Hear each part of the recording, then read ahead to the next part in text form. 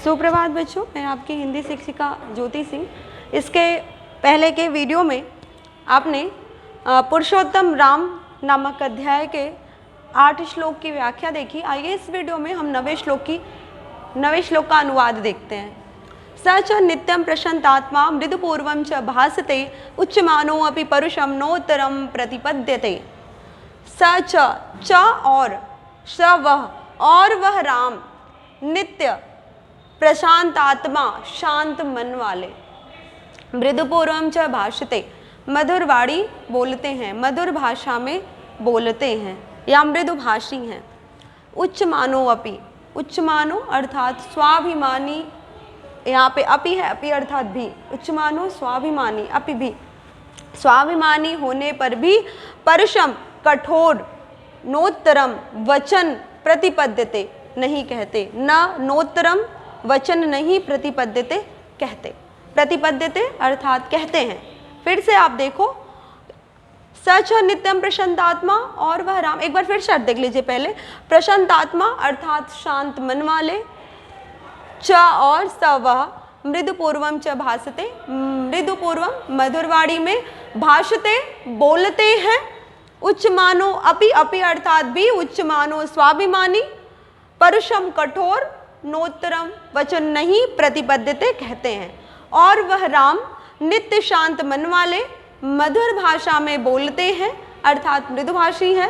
और वह राम नित्य शांत मन वाले, मृदुभाषी हैं, उच्च मानो अपि स्वाभिमानी होने पर भी कठोर वचन नहीं कहते। ठीक, फिर से एक बार अर्थ देख लीजिए।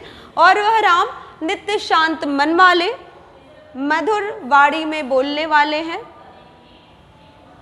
स्वाभिमानी होने पर भी वो कठोर वचन नहीं कहते। आगे देखिए, कदाचित उपकारेण, कदाचित कभी, उपकारेण उपकार, कृतेन किया गया, एकेन एक, तुष्यति संतुष्ट हो जाते हैं। फिर से देख लीजिए, कदाचित कभी, उपकारेण उपकार, कृतेन किया गया, एकेन एक, तुष्यति संतुष्ट हो जाते हैं। न नहीं, स्मरते स्मरण करते, अपकाराणाम अपकारों को, शतम सतम, इसको आप अलग करेंगे तो शतम अपि आत्मशक्त्या, अलग करेंगे तो ये निकल कर आएगा शतम अपि, शतम शो अपि भी आत्मशक्त्या, आत्मशक्ति के कारण।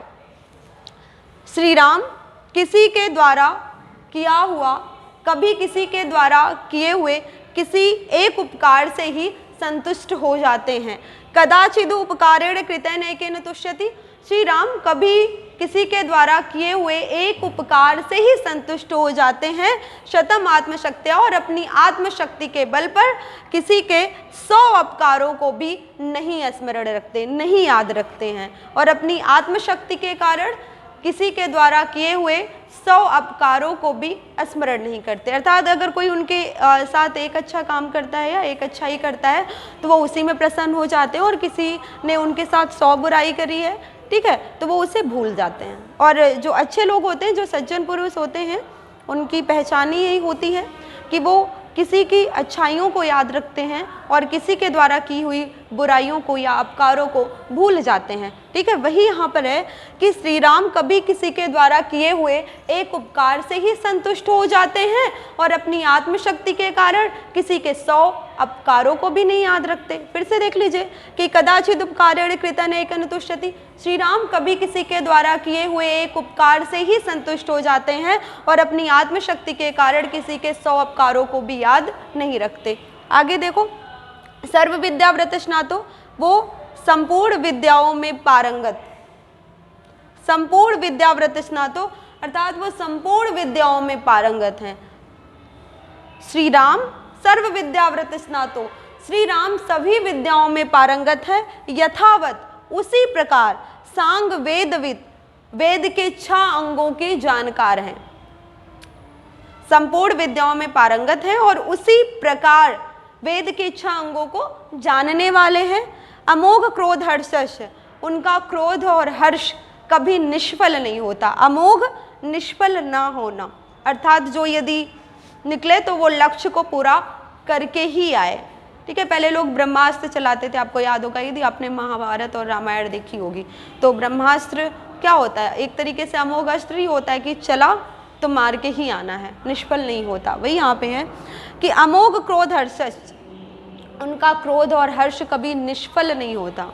क्रोधित है तो भी उसका फल आपको मिलेगा, अगर प्रसन्न है तो भी उसका फल मिलेगा। होता नहीं आपके आसपास ही कि यदि आप कोई अच्छा काम करते हैं तो कोई प्रसन्न हो जाते हैं आपके मम्मी पापा और आपको उपहार देते हैं, और यदि आप कोई गलत काम करते हैं तो फिर क्या होता है, आपको दंड मिलता है। ये आपसे बेहतर कौन जानता होगा। तो श्री राम के साथ भी ऐसा था कि अगर वो क्रोधित है जिस पे, तो उसे उसका परिणाम भुगतना पड़ता था, अगर वो प्रसन्न है तो भी उसका कल्याण हो जाता था। वही यहाँ पे है कि उनका क्रोध और हर्ष कभी निष्फल होने वाला नहीं है। त्याग संयम कालवित, कालवित समय, वो त्याग और संयम के समय को जानने वाले हैं, अर्थात वो जानते हैं कि त्याग कब करना चाहिए और संयम कब रखना चाहिए। इन दोनों तत्वों को वो बेहतरी से जानते हैं कि त्याग का समय क्या है और संयम का समय क्या है। फिर से एक बार आप देख लो कि श्री राम सर्व विद्याव्रत स्नातो, श्री राम सभी विद्याओं में पारंगत है। उसी प्रकार सांग वेदविद, उसी प्रकार वेद के 6 अंगों के जानकार हैं। अमोघ क्रोध हर्ष, उनका क्रोध और हर्ष कभी निष्फल होने वाला नहीं है। त्याग संयम कालवित, और त्याग और संयम के समय को जानने वाले हैं। फिर से देख लीजिए कि श्री राम सब संपूर्ण विद्याओं में पारंगत है, उसी प्रकार वेद के 6 अंगों के जानकार हैं। अमोघ क्रोध हर्ष निष्फल, उनका जो क्रोध और हर्ष है कभी निष्फल नहीं होता, और वो त्याग और संयम के समय को जानने वाले हैं। ठीक है, आप ये जो श्लोक आपको पढ़ाए गए, आप उसका अनुवाद अपनी कॉपी में लिख लीजिएगा। अगर कोई समस्या हो तो आप पूछ लीजिएगा कमेंट करके। ठीक, धन्यवाद।